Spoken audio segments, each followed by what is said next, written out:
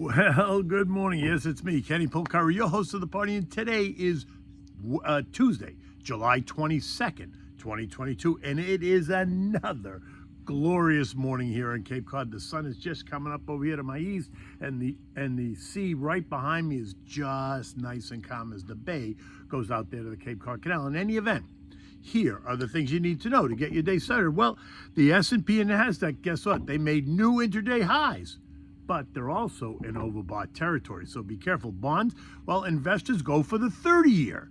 Earnings, they continue to beat, and the reactions, though, are muted.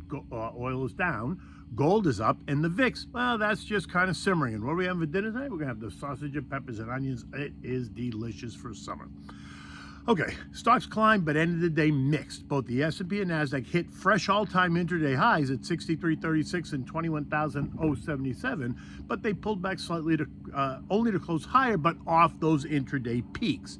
The Dow lost 20 points, the S&P gained 9, the Nasdaq added 78, the Russell gave back 9, the transports lost 21, the equal-weighted SP slipped 25 points. Meanwhile, the Magnificent 7 kept marching higher, up another 200 points or 0.7% on the day. Now, we're also at the start of a big earnings week.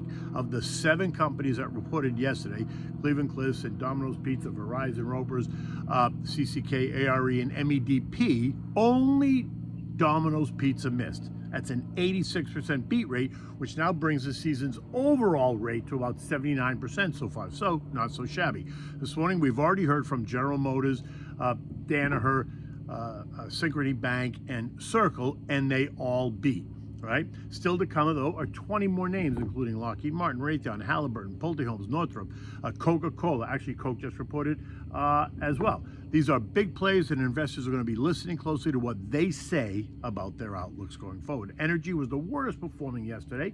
The XLE fell 1% as oil prices came under pressure ahead of the looming August 1st trade tariff deadline with the EU. Scotty Jameson and Howie are in another round of intense negotiations with the EU, trying to avoid the threatened 30% tariffs set to hit next Friday. Other sectors in the red: healthcare down 0.6, industrials down 0.5%, financials down 0.3, consumer staples ended the day flat. On the plus side, you saw strength in communications up 1.5%, helped by Verizon, which was up 4% on the back of their earnings. Basic materials up 0.6, consumer discretionary up 0.5%, utilities up 0.3, real estate up 0.4%. Over in bond land, well, they rallied too. The TLT was up 0.9, the TLH was up 0.7, and the ag was up 0.3%. Money flowed back into the long end of the curve. You have to think 30-year bonds, which suggests that investors are positioning for slower economic growth or lower inflation. Now, just a reminder, this asset class is driven by institutions, pension funds, insurance companies, banks, sovereign wealth funds. Retail investors don't typically buy 30-year bonds directly, right? Exposure is usually through mutual funds or ETFs for them. Yesterday, the 30-year yield fell 4 basis points to end the day, yielding 4.95%. Oil down 0.4% at 67.07, and this morning it's off another 70 cents at 66.50. Now it's below trendline support. Nervousness is building ahead of the tariff deadline next week, and with OPEC Plus set to increase production in August, there's more pressure on prices. If we break 64.25, the next stop is going to be $60. Now that said, let's not forget, demand remains strong, even if sentiment feels a bit shaky. Gold surged $52 yesterday, or 1.6%, to close at $34.16 as tariff angst builds. That's plus a market that feels a little bit toppy is pushing investors toward the safety trade. Gold is holding above the trend line support at 33.44. And remember what I said to you yesterday, that you drew the triangle from the April highs and the April lows. We were right at the apex. Something had to happen, had to break out or break down. Well, we broke out and rallied. This morning, gold is giving back about $9, but remains above that breakout point. The June high of 34.70 still remains in play. Now, the VIX traded up 1.4% yesterday. It's up another 1.75% this morning. It's still below the key trend lines, but all it takes, like I said, is one negative headline to change that mood. This plays right into my recent thesis that the market is toppy and patience is a virtue. U.S. futures are flat. Dow is up 2, SPs are down 4, Nasdaq's down 42, the Russell's down 4. No surprises here. The S&P is clinging to all-time highs and hugging the 70 RSI lines on the scale, right? Meanwhile, the Nasdaq and Mag 7 indexes are officially in overbought territory. Their RSIs are 74.7 and 73.5 respectively, and that tells me to just sit back and wait. Tesla and Google, they report tomorrow after the bell, kicking off a tech-heavy portion of the earnings season. Economic data today includes the Philly Fed non-manufacturing index, services, and the Richmond Fed manufacturing index, expected to be negative too.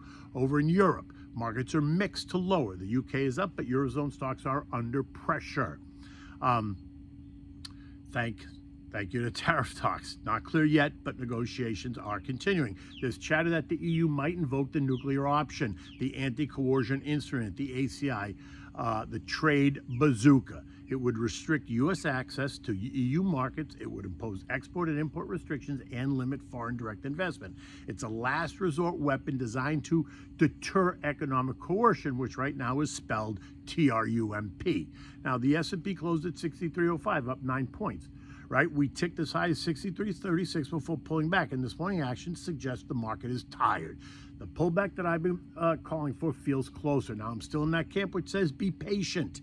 Keep your money in a government money market fund that's earning you 4.25% at no risk, and wait for more clarity as we approach the August 1st deadline.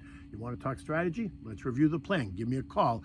No obligation portfolio analysis at 561-931-0190. Okay, what do we have for dinner tonight? Well, it's the summertime, the weekend's coming. Sweet sausage and peppers and onions. This is classic.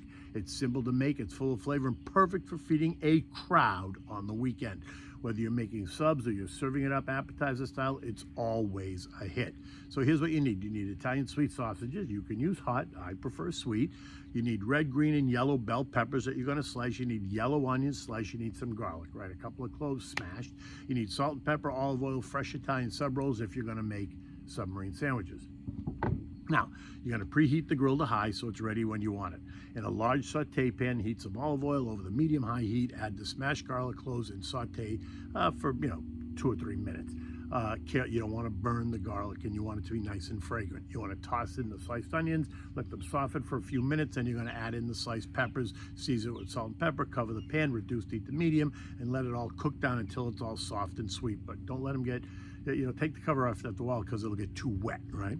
Meanwhile, go back to the grill. You want to grill your sausages. Get them nice and charred on the outside, but don't let the flames scorch them. Once they're all browned and cooked through, pull them off the grill and set them aside. Now comes the fun part, right? Take a large aluminum pan because it's great for serving and it's easy for cleanup. And you get 2 options here. Option number 1, leave the sausages whole, put them in the pan and cover them with the sauteed peppers and onions and garlic.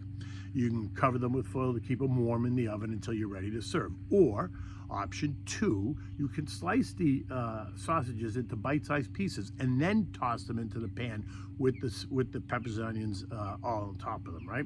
It's a great option if you're going to have it like kind of buffet style, or you're going to have it as a hearty appetizer. Now, if you want to make a sandwich or make a sub, just grab a warm Italian roll and load it up and just enjoy it. Listen, you can thank me later. In the event, it is a spectacular morning here. There's no breeze. Like I said, the water is like ice. The sun is coming up, and there are hardly any clouds in the sky. Let's hope that that's what the market reflects today as well. Now, I'm away for the next 3 days. I'm in Aspen on a business trip, so the next update will be Monday, July 30th or 29th, I guess, whatever the date is. In any event, until then, take good care.